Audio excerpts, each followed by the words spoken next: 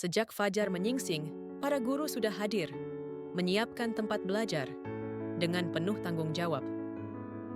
Dengan langkah tanpa lelah, para guru menempuh perjalanan demi hadir bagi anak-anak bangsa. Di dalam kelas, setiap penjelasan dan tulisan guru adalah cahaya bagi masa depan para siswa. Meski fasilitas terbatas, para guru terus mengajar tanpa menyerah demi masa depan bangsa.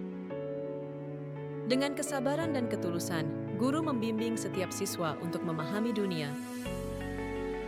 Puluhan tahun mengabdi, semangat guru tetap menyala demi mencerdaskan generasi bangsa.